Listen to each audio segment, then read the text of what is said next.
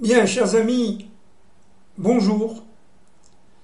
Alors nous allons continuer toujours dans le commentaire de mon livre, Au-delà de la nuit, aux pages 265 et suivantes. Il s'agit toujours du même thème, le Machiar, le Messie, fils de Joseph. Alors nous avions vu un certain nombre de choses concernant ce thème, et nous allons continuer. Quelle est la source donc du Messie, fils de Joseph? Alors, dans un premier temps, il faut savoir que le Messie, fils de Joseph, a sa source dans un homme qui était très érudit en Torah, d'origine très sainte, une âme très haute, qui s'appelait Yerorvan, fils de Navet. Yerorvan, fils de Navet, de la tribu d'Éphraïm. Yerorvan, fils de Nevat, pardon, pas Navet, Nevat, de la tribu d'Éphraïm, avait une capacité absolue de devenir le Messie, fils de Joseph. Il était, donc, si vous voulez, très érudit en Torah, très saint, et surtout, il avait la capacité véritablement de transmettre dans ce monde-ci les ordres reçus par lui de la part d'Akadosh Baruch Hu. Et malheureusement, il a fauté. Il a fauté énormément puisqu'il est devenu orgueilleux. L'orgueil l'a tout simplement transformé radicalement. Il est devenu idolâtre, de plus en plus idolâtre. Il a d'ailleurs adoré des dieux, deux dieux notamment, et il a poussé le peuple d'Israël à si vous voulez, se pencher vers l'idolâtrie plutôt que vers le Dieu, un maître de l'histoire. C'est un être qui est, à cause de l'orgueil, vous voyez, qui est tout simplement désublimé. Il est tombé très très bas, et de ce fait-là, il perd, si vous voulez, sa fonction. Il est rejeté par Dieu, il est, si vous voulez, rejeté vers le Guéhinom. Alors il faut savoir quand même que le Guéhinom, c'est-à-dire en français, non pas l'enfer, parce que c'est un mot très très peu juif, mais le Guéhinom, c'est un endroit où les fautifs, les fauteurs sont jugés, certes, mais où ils peuvent faire tchouva. Ils peuvent faire tchouva et revenir dans ce monde pour réparer. Vous comprenez? C'est-à-dire qu'en fin de compte, le Guéhinom, l'enfer chez nous, c'est d'abord une sorte de jugement, certainement, mais de jugement avec du chesed. On lui donne la capacité, par la bonté, de revenir dans ce monde pour réparer ses fautes. Il est évident que s'il revient dans ce monde, il ne répare pas ses fautes une première fois, une deuxième fois, une troisième fois, après ça, il ne revient plus dans ce monde, et il est jeté, il est écarté de tous les mondes. Donc c'est quand même, certes, dans un attribut de bonté, mais c'est une bonté qui quand même repose sur le din, sur la limite, sur la rigueur, le Guéhinam. Il a été jeté, si vous voulez, au Guéhinam, il a perdu donc son entrée au Pardès, au Gan Eden, et c'est une âme donc qui, par son orgueil, par le fait qu'il est rejeté carrément l'adoration du Dieu un, mais de l'histoire, qui a poussé le peuple d'Israël vers l'idolâtrie. Alors, dit la Gemara Sanhedrin, Maseret Sanhedrin, dit que en fait, cet être-là, qui était en fait odieux, a cherché non pas à sauver Israël, parce que sa fonction première c'était de sauver Israël, il l'a détruit. Il a cherché à détruire Israël, à le séparer, à créer des disputes à l'intérieur du peuple d'Israël. Et la Gemara Sanhedrin dit que, là je colle au texte, dit que dans un rêve, c'est la Gemara Sanhedrin, Maseret Sanhedrin, dit que en fait Dieu a proposé à cette âme, dans un rêve, d'accord, a proposé à cette âme de revenir vers Dieu. Et Dieu lui propose de revenir avec le Messie, fils de David, avec lui, Hachem, Dieu, et de revenir dans ce monde, mais à partir de la tchouva. Reviens vers moi, fais tchouva, reviens vers moi, et automatiquement, tu seras uni dans cette équipe messianique, Mashiach ben David, Mashiach ben Yosef. Alors, la Gemara Sanhedrin dit que, en fait, dans le rêve, évidemment, Yochanan ben Navé pose la question, mais pourquoi je dois revenir avec le Mashiach ben David, et surtout, dans quel ordre? Alors Dieu lui dit tu reviendras avec moi, avec la Shrina, avec ma présence divine dans ce monde, mais tu seras second après le Mashiach ben David. Il y aura moi, le Mashiach ben David, et toi, Mashiach ben Yosef. Et Yochanan ben Nevat et pas ben Navé, Yochanan ben Nevat refuse la tchouva et refuse de revenir second. Regardez le niveau de perfidie, le niveau d'orgueil qu'il avait, d'accord, le niveau d'ego qu'il avait. Et cet ego, cet orgueil va le détruire complètement. Vous comprenez? Et le Messie, Ben David, sera premier après lui, et ce bonhomme, cette âme, refuse. C'est-à-dire que véritablement, la réparation n'a pas été faite dans ce monde par le Yehoram ben Nevat.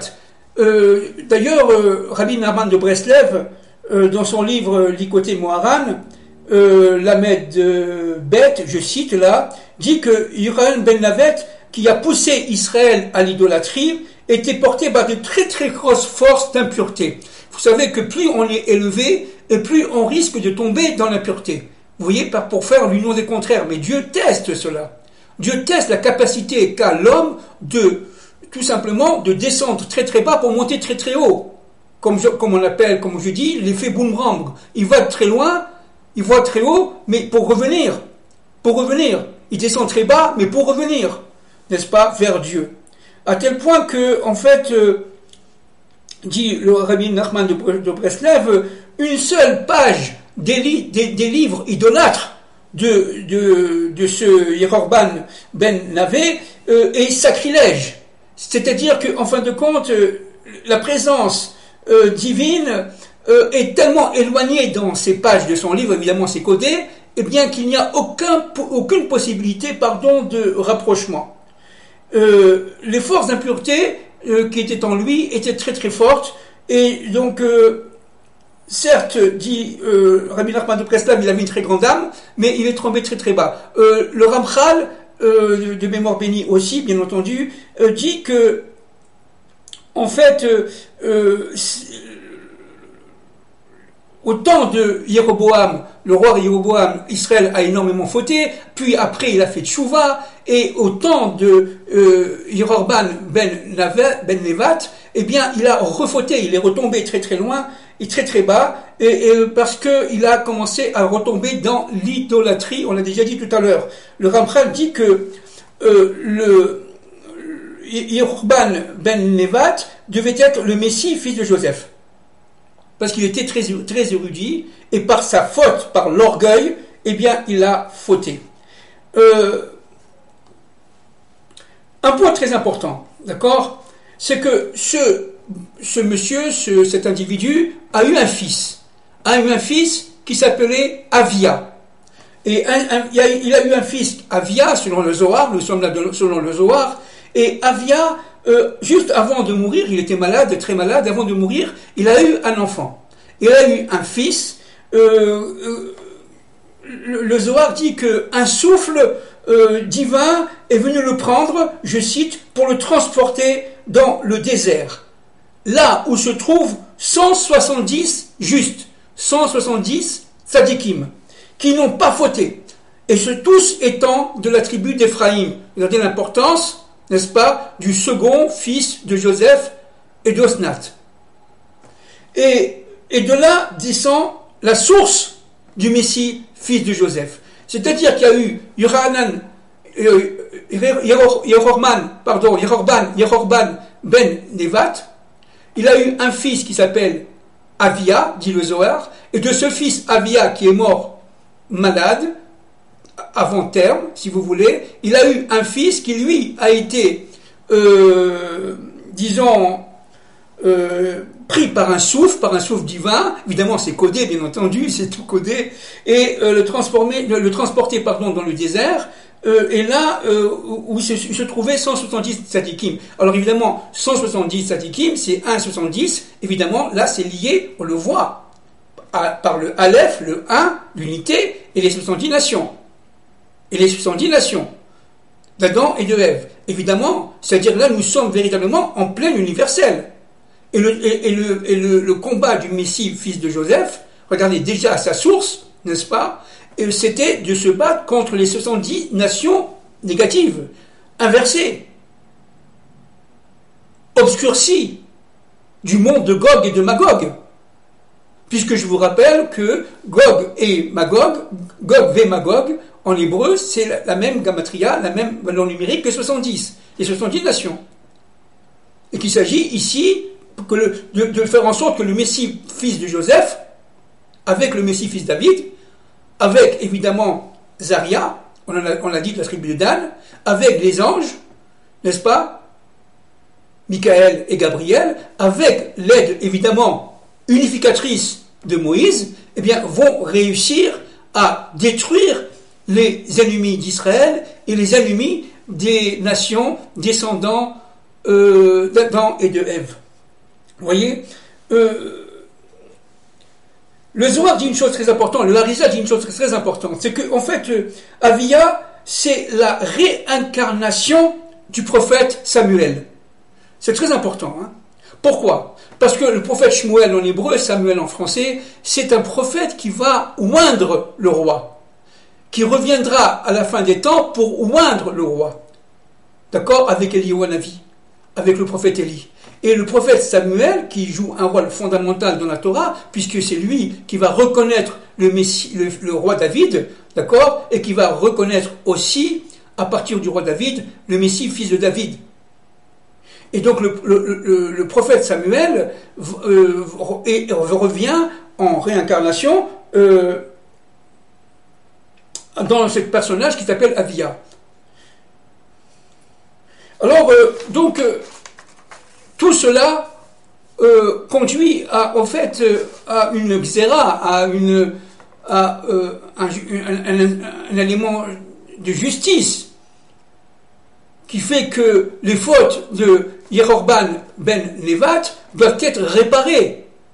Et le Messie, fils de Joseph, va venir dans sa mission première, n'est-ce pas? C'est de réparer les fautes, non seulement des nations, mais aussi et surtout, les fautes de son ancêtre, les fautes de sa source, de manière à ce que lui, le Mashiach ben Yosef, le fils de Joseph, puisse tout simplement resplendir dans sa fonction et resplendir dans l'histoire de la fin des temps. Et le Messie, fils de Joseph, n'est-ce pas, qui doit accomplir des réparations de ses fautes, va jouer un rôle très très important pour lutter contre l'idolâtrie des nations. Vous voyez, Yehoram ben Nevat a été idolâtre, et bien le Messie se battra contre l'idolâtrie des nations. Vous voyez, Mida keneged Mida, on dit en hébreu, mesure contre mesure. Et cette tchouva que le Messie va faire, notamment au niveau des nations, lui donnera, si vous voulez, cette capacité de survivance. C'est-à-dire que si le Messie est capable, incontestablement, on parle du Messie fils de Joseph, qui est capable incontestablement de porter le monde à la tchouva, de porter son peuple à la tchouva, en contrario à ce qu'a fait son ancêtre Yehoram ben Nevat, eh bien, il aura droit à la survivance, à être sauvé et ne pas être tué. Et ça, c'est très intéressant. Pourquoi? Parce que, en fait, compte, qui va sauver, en fait, le Messie, fils de Joseph? Alors, nous savons que Moïse, notre maître, a eu un rôle fondamental par rapport aux deux messies, puisqu'il va les porter, lui étant au niveau symbolique, bien entendu, au niveau symbolique, lui étant porté symboliquement par l'aigle, vous voyez, représenté par l'aigle, Moïse est représenté par l'aigle. Dans l'aigle gauche, il aura évidemment le Messie fils de Joseph, on l'a déjà vu, et dans son aile droit, il aura le Messie fils de David. Et donc, si vous voulez, il va porter les deux Messies. C'est-à-dire quoi, porter les deux Messies? Il va les guider, il va les conduire vers leur propre mission et vers le Dieu d'Israël.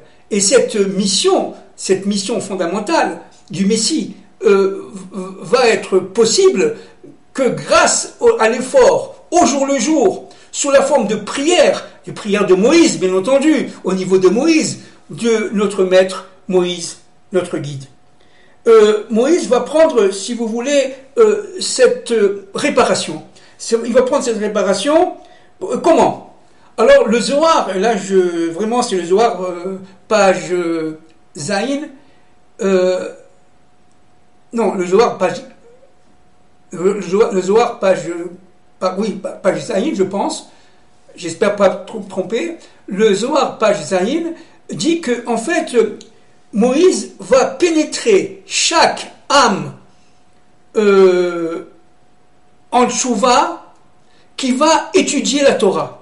Chaque âme qui, selon son principe de fidélité, son principe de moralité, son principe de justice, va de tout son cœur, avec amour, avec fidélité à Dieu, va étudier la Torah. À partir de ce moment-là, Moïse va pénétrer cette âme et va le pousser, voyez, va le pousser vers la Torah. Comme Yeroboam ben Nevat a poussé le peuple, les étudiants de Torah, vers le mauvais côté, vers le côté idolâtre, et bien Moïse va réparer la faute de Yeroboam ben Nevat et va pousser le peuple, va pousser les érudits en Torah, les Talmid et Shiva, ceux qui étudient la Torah 8 jours et jour et nuit, à condition qu'ils le fassent avec le cœur, à condition qu'ils le fassent avec la joie, la simcha, dans un univers d'unité du peuple et dans un univers de fraternité, bien entendu, de moralité. Et bien, à partir de ce moment-là, il y aura un début de réparation.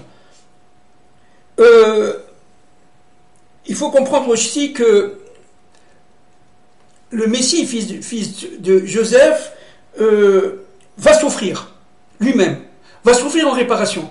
Non seulement il y aura Moïse qui va le pousser, qui va l'aider, qui va le guider, mais il y aura Moïse qui va prier, qui va pénétrer les âmes des érudits, des véritables érudits en Torah, mais il va aussi lui-même souffrir énormément en réparation des fautes. De qui? De son ancêtre. Vous voyez, par le Gilgul Neshama, par la réincarnation, le Mashiach ben Yosef va être obligé de réparer la faute de son ancêtre et de sa source, pour qu'il puisse être véritablement sauvé et ne pas être tué. Moïse portera aussi les souffrances. Moïse, on le sait évidemment, dans la Torah, il est porté par les humbles, il est porté par les pauvres, il est porté par, j'allais dire monsieur tout le monde. Moïse, évidemment, est Tanav, il est humble par nature, par définition, il ne connaît que Dieu, il n'a pas peur de pénétrer les forces de Pharaon et de les mettre en joue. Eh bien, c'est la même chose. Moïse, ici, va vivre de génération en génération avec les humbles, avec les êtres qui sont, si vous voulez, amoureux de Dieu, amoureux de Torah, qui recherchent le Emet, qui recherchent la vérité. Et de cela, il portera les souffrances du Messie fils de David. Du Messie du fils de Joseph. D'ailleurs, entre parenthèses, puisque je parle du Messie fils de David, le Messie fils de David aussi souffrira, on le verra quelque peu tout à l'heure, il souffrira beaucoup. Parce que tous les deux Messies, n'est-ce pas, seront tombés, on l'a dit l'autre fois, seront tombés véritablement dans les ténèbres de ce monde. Mais sans jamais, on l'a dit l'autre fois, sans jamais chuter, sans jamais fauter, sans jamais transformer leur mission en catastrophe. Ils seront toujours fidèles à Dieu. Au tout dernier moment, ils se relèveront. Ils ne fauteront jamais, ni le Mashiach ben Yosef, le Mashiach ben David. Sinon, il est évident que s'ils fautent, ne serait-ce qu'un instant, ce n'est pas le Mashiach. D'accord?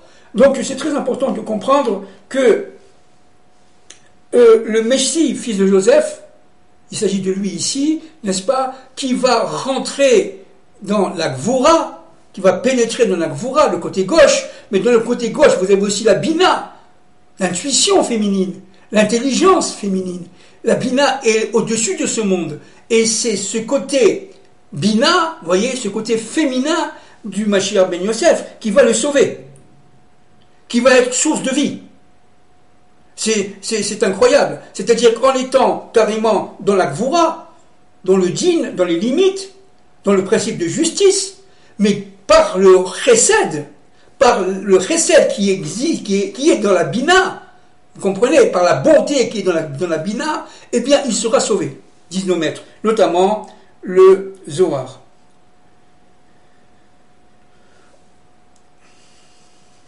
Alors donc, chaque élève, chaque étudiant en Torah sera un participant à la réparation de la faute de l'ancêtre au niveau source, évidemment, du Messie, fils de Joseph. Le Messie, fils de Joseph, grâce, évidemment, à son ancêtre Avia, et notamment son fils, n'est-ce pas, qui, on répète, va se retrouver devant 170 sages, eh bien, va avoir une mission fondamentale. On l'a déjà dit, on le répète, c'est de combattre les forces du mal, de combattre les forces du mal, et cela coûte que coûte. Et cela coûte que coûte. Le Ramak c'est Rabbi Moshe Cordovero, là je cite, n'est-ce pas, Rabbi Moshe Cordovero dit que Yerobam ben Nevat, qui aurait dû devenir le Messie fils de Joseph, il avait la capacité de conduire le peuple d'Israël, mais par son orgueil, on l'a déjà dit, mais ça a été, si vous voulez, estampillé par le Ramak, par son orgueil, eh bien il sera détourné de sa fonction première, il tombera complètement. Et vous savez que le Zohar dit que Yerobam ben Nevat n'aura pas droit à la résurrection des morts. C'est-à-dire qu'il fait partie des 5 personnages de la Torah qui n'a pas droit à la résurrection des morts. C'est-à-dire que c'est vraiment une faute incommensurable, une faute très très grave. Et regardez d'où vient le Messie, fils de Joseph. Il vit d'un personnage qui a été chassé du Pardès, qui a été chassé du Gan Eden, du paradis en français, qui n'a pas droit à Triatamétim, c'est-à-dire la résurrection des morts, et qui lui-même a refusé d'être second avec Hachem par rapport au Mashiach ben David. C'est-à-dire, c'est quelqu'un qui avait une capacité énorme de sainteté et qui tombait dans l'obscurité la plus totale, dans les impuretés les plus totales, notamment par rapport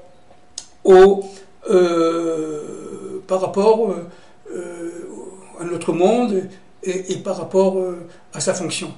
Ça a été quelque chose de très sérieux. Donc toute l'histoire, si vous voulez, par rapport au Messie, fils de Joseph, c'est de tout simplement corriger, réparer au jour le jour, de génération en génération, de siècle en siècle, de millénaire en millénaire, la faute qui a été faite par l'ancêtre du Mashiach ben Joseph, du Messie, fils de Joseph. Et cette réparation se fera par le mérite des tzadikim. Mais attention, quand je dis tzadikim, le Zohar dit une chose très intéressante. Il dit, on ne parle pas de tchouva seulement, on parle de baalé tchouva. C'est-à-dire les individus qui sont tombés très bas et qui, de proche en proche, veulent se rapprocher de Dieu, recherchent le émet, recherchent la vérité, et dans des souffrances. Vous voyez, encore une fois, le Messie est un être souffrant. D'accord ? C'est un être souffrant. Par les souffrances, eh bien, il va remonter à la surface de manière à reconnaître son Dieu et purifier son âme. C'est-à-dire que, en fait,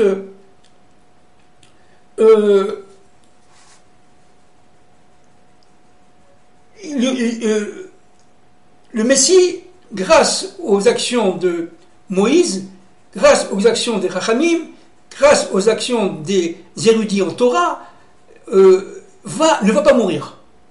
Et ça, c'est très intéressant. Ça, c'est le Zohar, n'est-ce pas? Il dit qu'en fin de compte, il ne mourra pas. Il sera relié, là je cite, au même bête.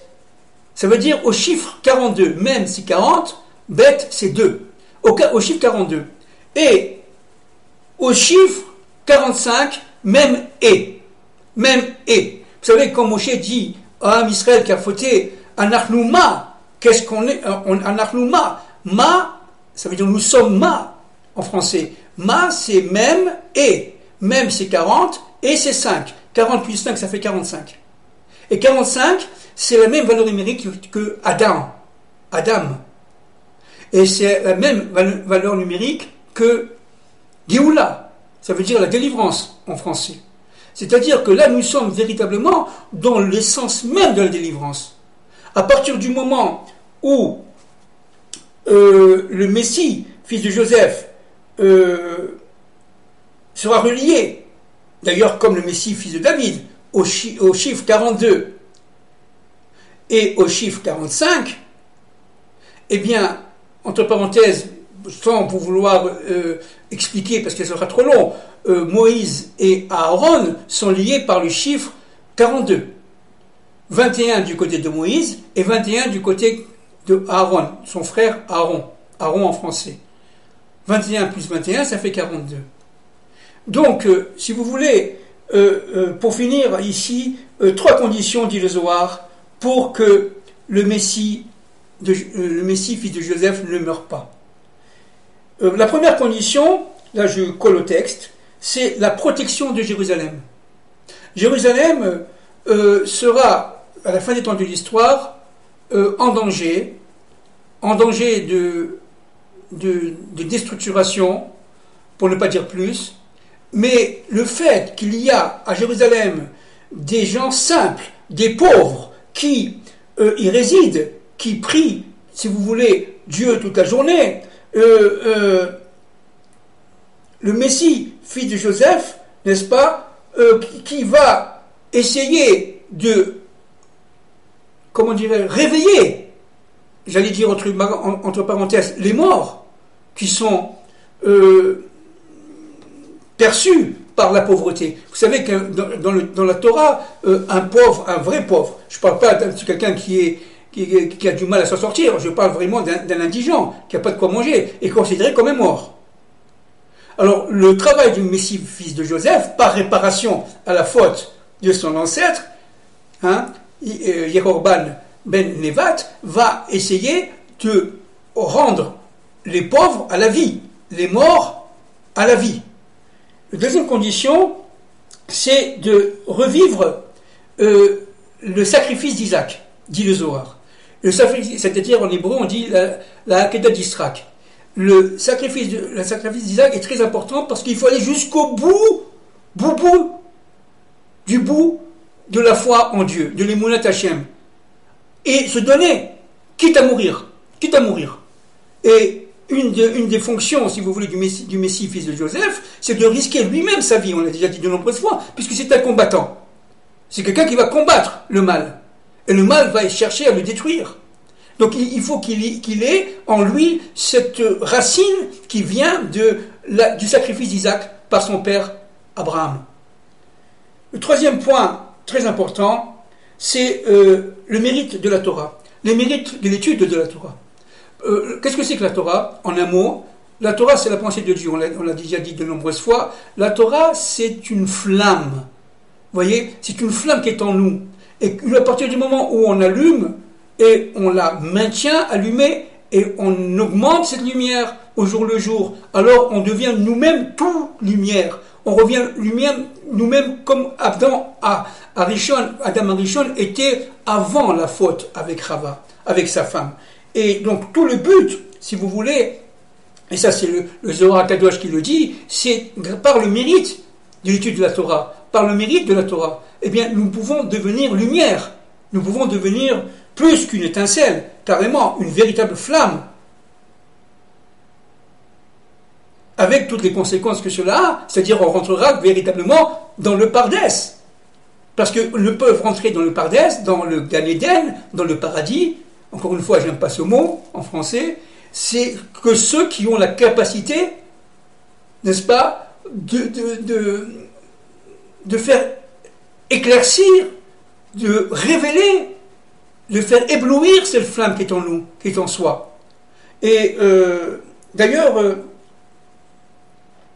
le 15 Av, vous savez que le 9 Av, ça a été évidemment le jour où la faute des Meraglim, c'était la faute des explorateurs, où les explorateurs ont rejeté la terre d'Israël, ont fait du Lachon Hara, de la médisance sur la terre d'Israël, et le 15 Av, c'est un jour de joie, c'est un jour de mariage, c'est un jour où les jeunes filles se réunissaient au temps de la Bible, dans les champs, et dansaient en rond, entre parenthèses, pour sanctifier la Torah. La Torah est liée au rond et au carré, bon, c'est un autre problème là, et à partir de ce moment-là, en rond, elle cherchait à sacraliser la matière. Elle était dans les champs, dans les vignes, etc., et cela avec humilité et unité. Le 15 Av est un jour de joie absolue, un jour d'humilité, et surtout un jour d'unité. Il ne peut pas y avoir, si vous voulez, de délivrance s'il n'y a pas d'unité et s'il n'y a pas d'humilité. Alors pour finir, vous voyez le 15 Av, le 15 c'est le Samer. Le Samer, vous voyez, c'est comme un rond, vous voyez, c'est de valeur numérique 15. Et c'est un rond, et c'est pour ça que les filles faisaient, ouais, comme je disais tout à l'heure, il y a quelques instants, des rondes, danser en rond dans les champs pour trouver leur conjoint. Et le 15 Av, c'est le jour de la joie, le jour de l'humilité et le jour de l'unité. Donc c'est pour cela que, en fait, le Messie sera réparé un 9 Av, qui deviendra un jour de joie, et la joie sera intense le 15 Av. Merci beaucoup.